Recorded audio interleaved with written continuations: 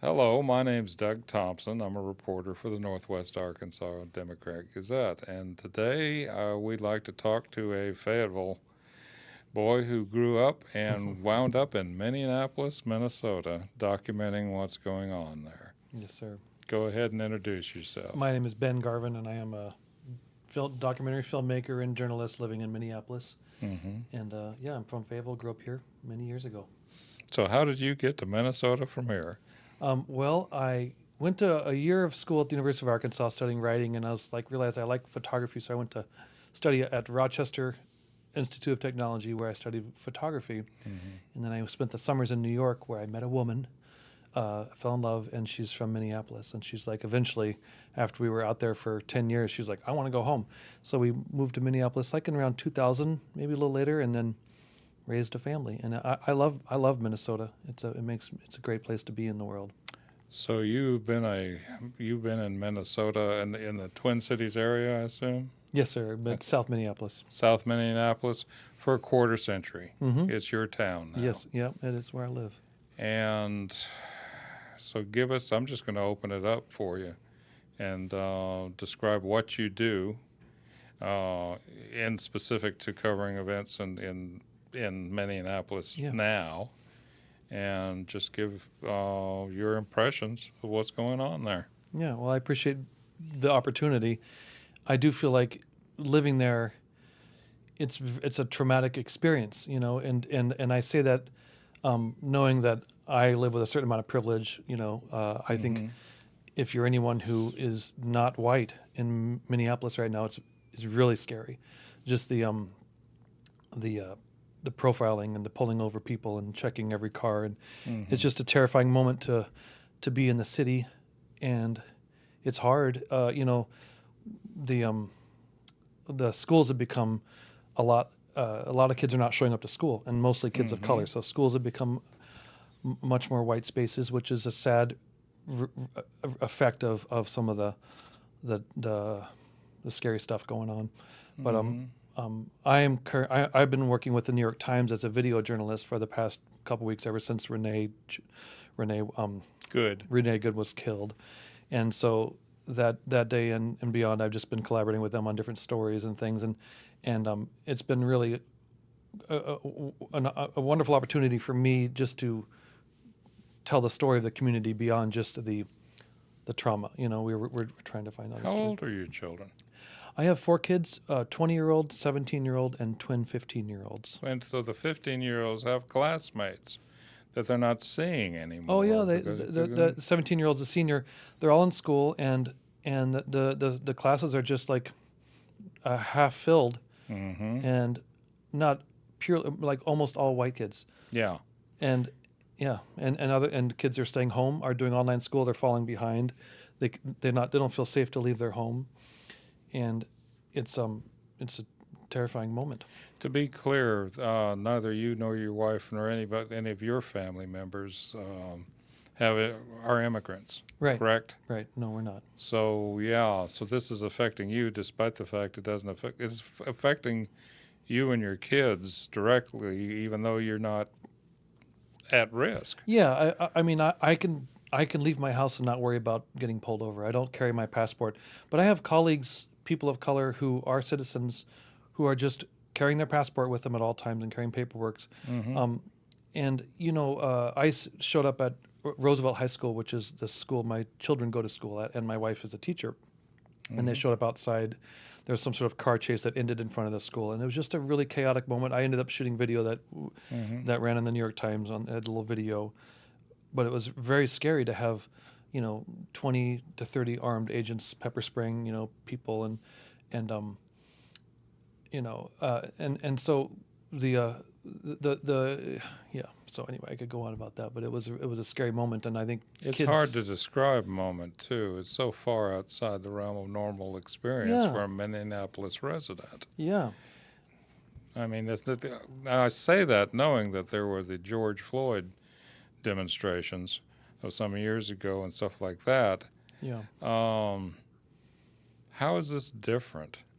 Well, there are no riots. There are no like violence in the streets by people who are angry. It's more just a reaction to a force, thousands, like a massed force, ICE agents and DHS agents that quadruple the size of the Minneapolis Police Department. They are everywhere, and they are grabbing people all over the place, and it's just too much to keep track of. But I think, I'll just be honest. Like I met with a doctor this morning, an online appointment for anxiety. Just you hear a siren, you're like, what the hell's that? Do I need to be worried about that? I'm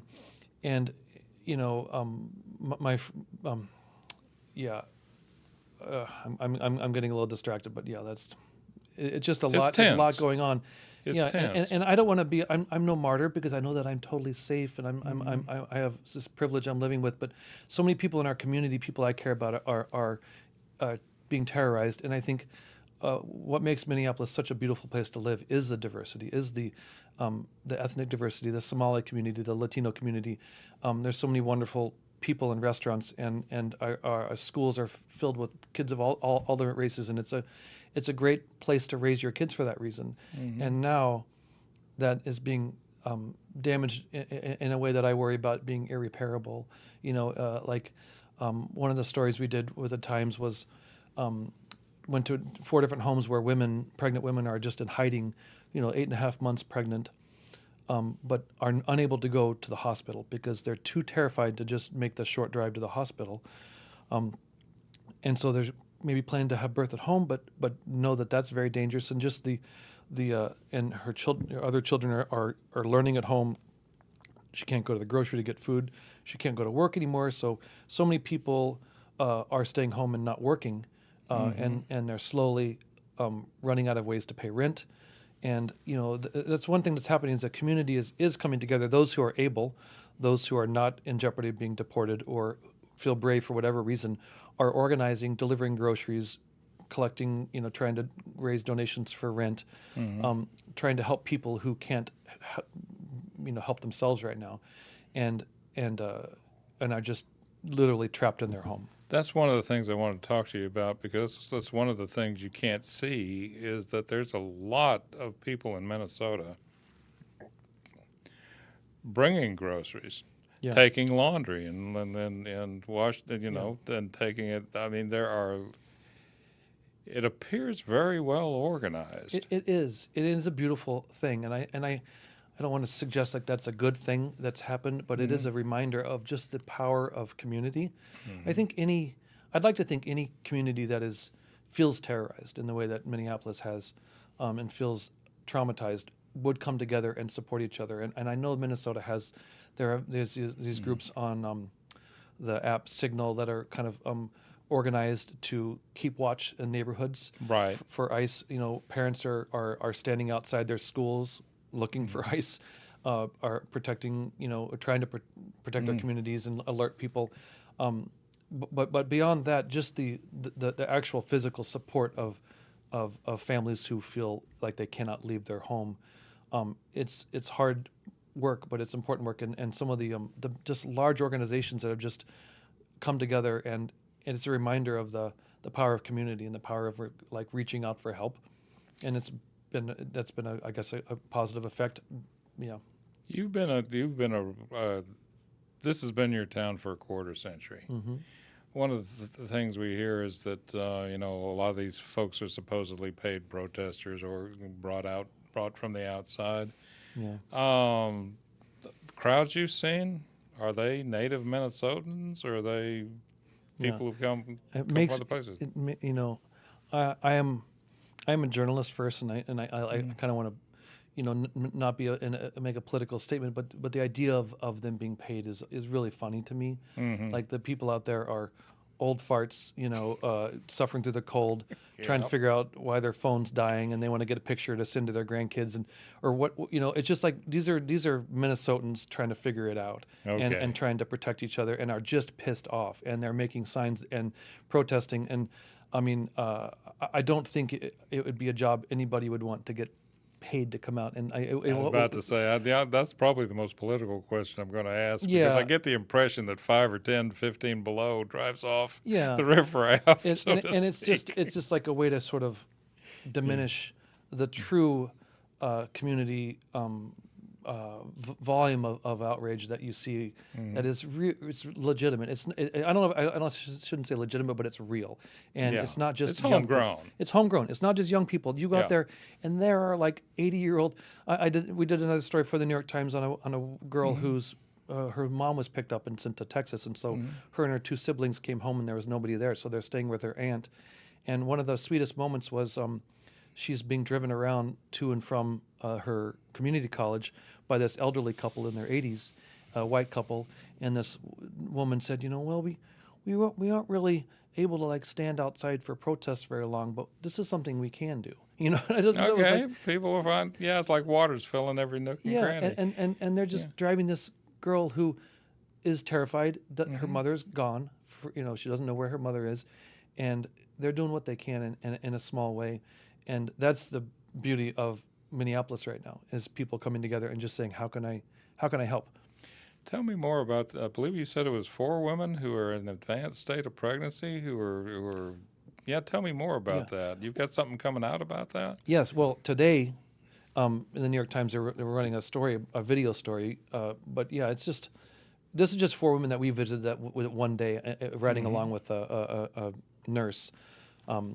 But I mean, there's thousands of people who have medical conditions or other trauma or things they need addressed that they can't leave. It's not safe to leave.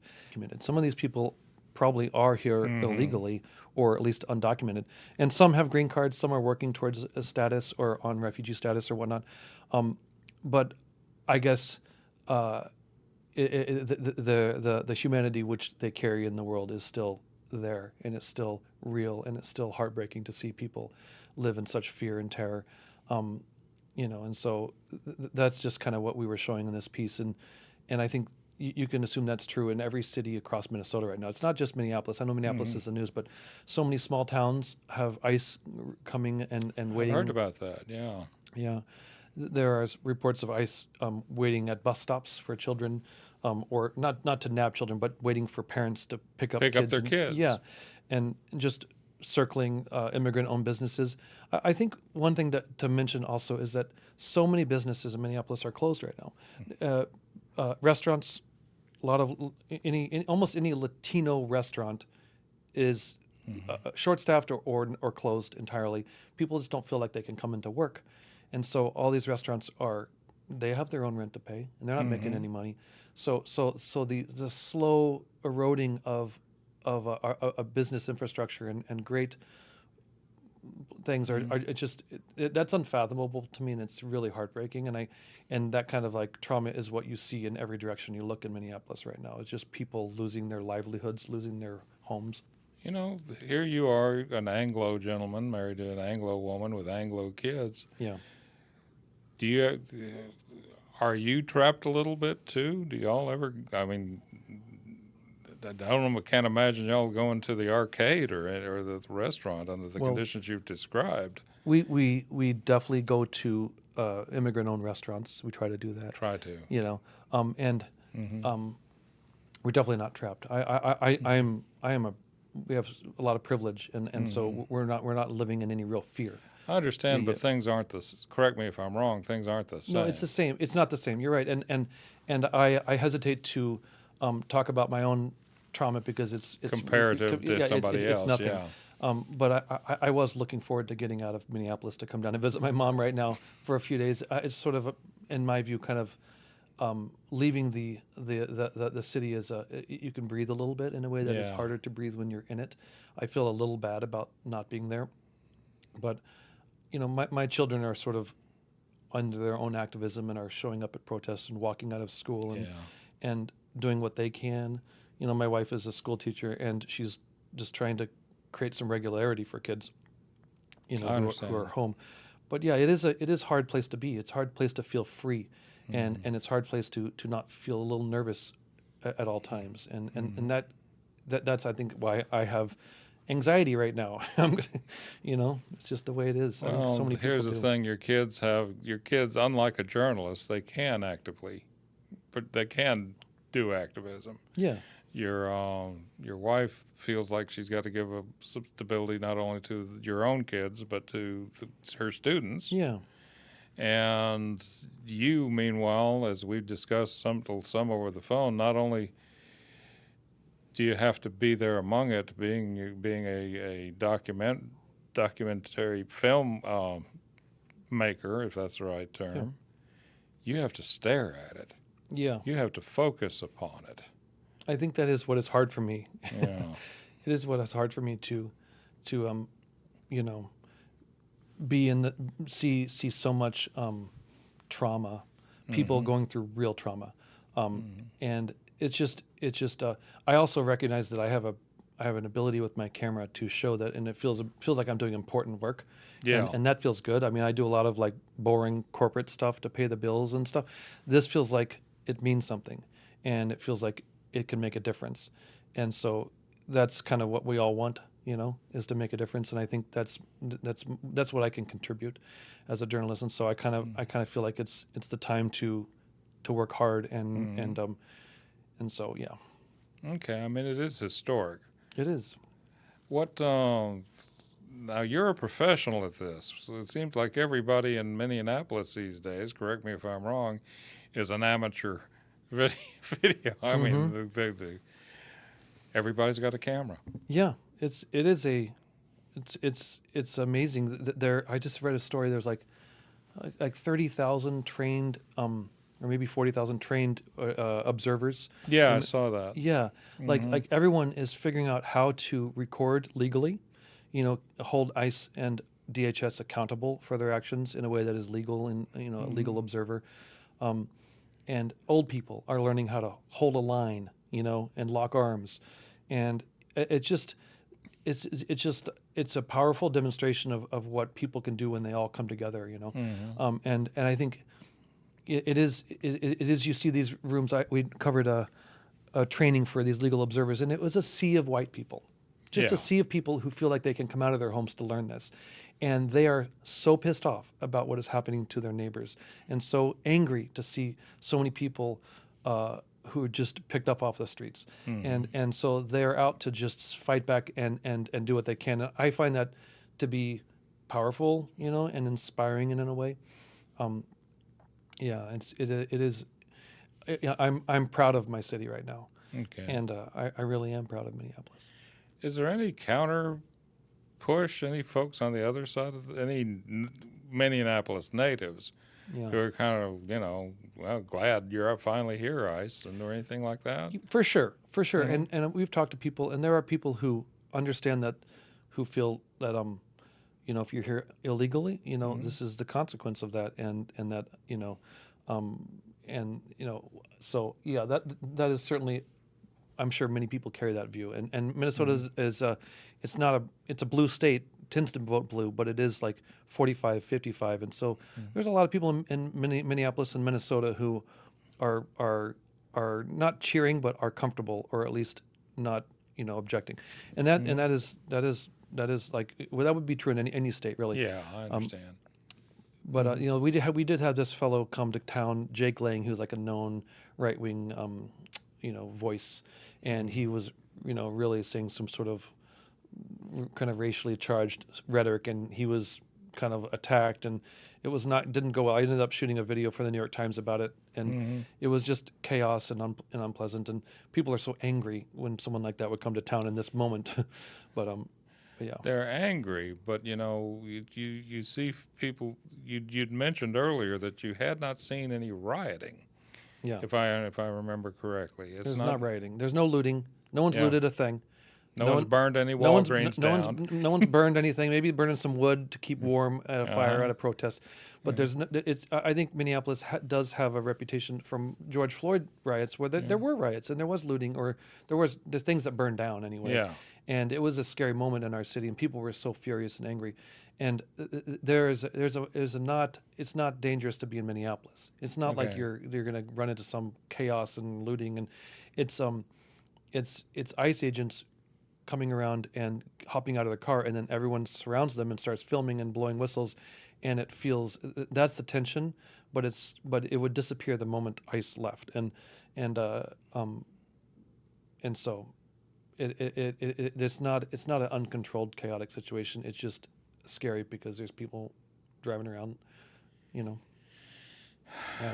Renee Good was Yeah. killed. Mr. Preddy was killed. Yeah. Let me just ask it this way.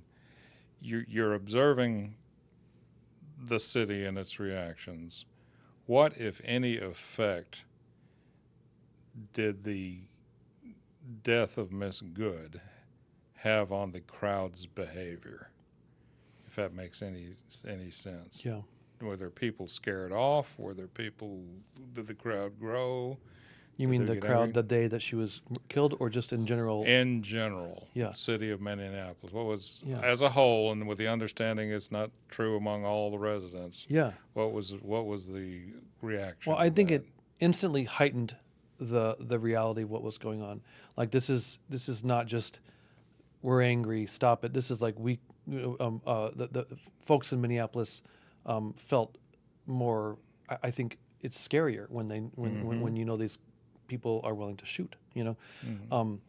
And it heightened obviously infinitely more when Alex Pretty was killed, and I can't. I'm out there and I see such anger, and it is scary to even be seeing that. Like the day Alex Pretty was killed, I was there shooting for the New York Times and got some footage, and ICE was just trying to lock down one of the busiest areas in Minneapolis with hundreds of agents, and there was so much vitriol and acidity from the crowd, not attacking the agents, but just Right. yelling and being angry. And I saw ICE push some people down and pepper spraying people. I got pepper sprayed that day. It was very unpleasant. But yeah, the anger is next level right now. It's like I say the people in the Minneapolis community are just desperate to have ICE leave. We would be able to breathe as a community, and it is hard even to sort of exist in community right now and live a normal life with children. And this is the thing I think about all the time. And my kids, to a certain extent, but kids who have immigrant parents or whose skin is not white right now, the fear of just walking to the bus, the fear of those in authority is so ever present, and it's not going to be disappearing when ICE leaves. It's a long lasting trauma. And the fellow I was talking to as my doctor this morning about my anxiety, I got some anxiety meds. He's like, he's had nonstop meetings with people for the past 2 weeks about anxiety, and it's all related to this. And it's people like me in privilege, but are just like, this is nonstop scary, and I can't begin to what it would be like if you were a kid, and if you were a Latino kid. We've seen videos of kids just being picked up. So I am empathetic in that way, and sometimes I think that empathy is a burden, not a burden, but like I'm thinking a lot about that, and just about all the people in Minneapolis right now who are truly terrified. And that's the way you feel when you're not directly targeted. Yeah. Imagine being somebody who I can't imagine what it'd be like. Yeah. Seriously, I've never been through anything. I mean, we're both white Anglo men. Yeah. It is a moment to be empathetic and do what we can, to help in my view, and that's what I'm doing as a journalist, but even just whatever. The impression I get from what you're talking about is, it's like trauma in your personal life. It'll always be there. There'll always be a memory, but there's also the fear that it would happen again. Yeah. That we're not safe from this. Yeah. Is the impression I get. Yeah. So I'll put it this way. What effect is it having? you may not have much to compare it to. We don't really know how ICE would be behaving if there weren't people following them around with whistles and cameras and stuff like that. But how has it affected the agents of ICE that you've seen? Yeah. Well, it's a good question. The organization of Minneapolis is next level right now. Everyone's carrying a whistle. Everyone's kind of on the ready. One story, we were going to profile a Nicaraguan family who is here legally, but they're in hiding because they're scared, and there's talk of like Trump trying to undo some of the prior legal authorization and whatnot. Yes. And so they had at 6 o'clock in the morning, they had ICE show up at their house. They were staying in a house in South Minneapolis, and they were knocking at the windows and with flashlights. And I wasn't there, but I talked to a fellow who walked along the street and saw this happening and pulled out his whistle and started blowing his whistle. And I saw him, and they left. And so that sort of vigilance, that sort of just caring for your community, keeping an eye out.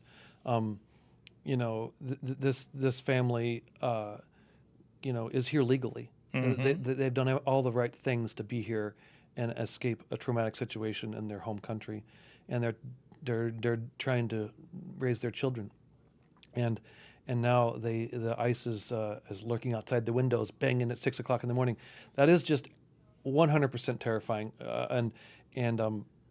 and so, but that is an example of how Minneapolis is helping out others. People are watching and people are whistling. It's not a powerful tool, but it is a tool. Actually, basically, they want ICE. The impression I get from what you're saying is that they want ICE to leave. The consensus view of people in Minneapolis is they want ICE to leave. Yeah. But they're not willing to let ICE take other Minneapolis residents of a certain demographic with them. Right. They're not willing to say, okay, we're going to back down and get this over with. Yeah.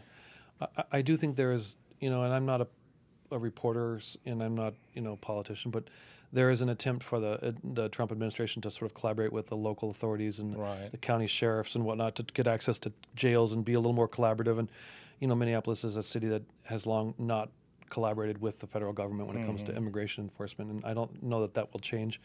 But, there might be some compromise that could be had there to satisfy the federal government. I don't know what that would be, but there is a moment where I think there's a hope that they could just figure it out and de-escalate.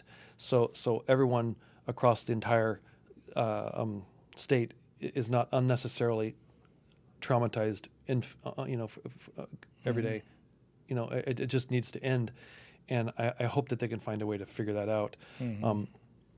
I will say that there was an announcement by DHS that they're going to take 700 of the 3,000 folks and assign them to other places. I saw that, but 20 more than 2,000 DHS agents in one city is a lot of DHS, a lot of agents. That's more than enough to do what you need. So I don't know. It still feels like a ridiculous quantity of police force.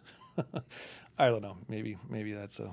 Well, no, but here's like the thing. The Mr. Floyd died at the hands of someone with government authority. Yeah. Now Miss Good has died with someone at the hands of someone with government authority, and Mr. Pretty has died at the hands of someone in authority, and how did this happen to Minneapolis? Yeah. You do think it's a political in nature because we have like some of the smallest populations of undocumented immigrants compared to other states, and so the idea that we are the mecca for this it's hard not to wonder if there's a political motivation beyond just trying to keep our cities safe, Yeah. But I'm not here to talk about that. Well, that's something, But here, Northwest Arkansas is, especially by Arkansas standards, it is the center for it's not exclusively, but certainly the largest concentration of people who aren't native born. and anywhere in Arkansas. Is there anything is there anything you'd like to tell people of Fayetteville, or not just Fayetteville, Yeah. Northwest Arkansas? Hey, if this starts happening to you, how do you cope with it? Yeah. I adore Fayetteville and I adore Northwest Arkansas, and I feel proud to be here, and I feel like this is a community that has the same sort of ability to come together and care for each other and see injustice and fight, and push and rise and do whatever it need. I feel like it's a human thing to see something that feels unfair, or maybe feels a little bit I don't know, traumatizing, and want to help. And so, but yeah, if I can't imagine Arkansas would be a target, but you never know, and I don't know. I've been to Minneapolis, believe it or not. Oh, cool. But yeah, I did. But my impression is that it's just a big Midwestern city, Yeah. spread out, and that's got room to expand, so you never had to get real dense and stuff like that. But describe your town and what you like about it, and Yeah. such as that, and how you adjust to the cold, which fascinates anybody coming from Yeah. Arkansas. Yeah. Well, true. I remember when I first moved up to Minneapolis, I had an assignment to shoot some pictures of ice fishing, and I was driving out on a lake, driving on a lake. There was a road out there, and I called my brother back home in Arkansas, and I said, "Josh, you will not believe where I'm at. I'm driving on a frickin' lake." It blew my mind. And then now I like to go ice fishing. I have a little hut you put over it and stay warm, and you catch the fish. And so I have made my peace with Minnesota, and my children like to go cross country skiing, and it's fun. And so I love the weather. I mean, it is a burden at times, but it's just, you just get used to it. But in terms of Minneapolis being a city, I love it. It has the most theater seats per capita than any other city besides New York. It's got, I think, the most park space of any large metro city. It's an enormous amount of parks and lakes, and amazing restaurants, a lot of diversity, and a great education system. So I love being there. I also have 2 transgender children, and I don't think that they would be able to live in a southern state right now. And so I think I am limited to where I could live as a family. But we thrive in the state, and I'm really proud to be there, and I'm proud to live there. And it's not a bad place to raise some children. It's a nice place that now has an ugly memory associated with it. It is a powerful memory, and perhaps it is ugly, but maybe in 5 years it's going to be a thing to remember in a way that is I don't know. The analogy I'll draw is to Little Rock, where we had the ugly confrontation over integration, and now it's remembered as striking a blow. Yeah. In civil rights. Absolutely. Yeah. I know that the Nation magazine nominated Minneapolis for the Nobel Peace Prize, and I was joking with my wife. I said, we got to start writing our speeches. That's pretty funny, though. I mean, that's pretty cool, though. I feel like that makes me feel proud. I mean, I just that our community is being watched and being cared about and being followed, and it's a powerful thing, and it makes me feel proud of where I live right now, despite the hardship and the trauma. The hardship and the trauma, but it could, depending on the result, be remembered as the finest hour. Yeah, I mean, that'd be pretty cool. But no matter what, it's at the cost of so many families being destroyed, and so many children being traumatized, and so much heartache and so much fear. So it's not a cost I would ever say is worth it. It's a real dark moment, and every single moment, I think about the kids just continue to live in absolute fear and anxiety and trauma, and it's going to stick with us for a long time, just like COVID did. There's a COVID generation. I think this is going to be a generation of Minneapolis that will have to figure this out for years to come. Okay. Is there any end in sight? Yeah, I don't know. Well, no I- way you could know. That's don't not know. going to be decided anywhere level we're close to. Yeah, I don't know. It's beyond Okay. me. Now your wife comes from She's Grew up from there? Minnesota, yeah. okay. How's she reacting to all this? She is not a journalist, and she is able to, like, she's going to protests, and she's a little more involved with that. But I think her main effort is to create, like I say, normalcy for children that she's teaching. And so just trying to provide e-learning for kids who are staying at home and make it fun. She's a music teacher, so she's dropping off pianos for her students who are stuck in the okay. house, and kids who can't come in. So she's just doing the small things that she can to create a world where, like, kids can still learn a little bit and have fun. I think it's important to mix some joy in with the collective trauma. It's not an easy thing to do, but At least give it a try. yeah. Okay. Well, sir, you've answered the heck out of my questions. Okay, What thank am I you. skipping or glossing over? I don't think that you. needs to be I appreciate what you're doing as a journalist and the work you've done for years, Doug. I know you've Thank you. done a lot of great reporting, and I just appreciate your effort to hear the story of Minneapolis and ask great questions. And I appreciate meeting you and talking. And I with appreciate you come down to get a break, and here you are talking to me. I Yeah. appreciate that a great you. deal. Yeah, it's a lot of fun.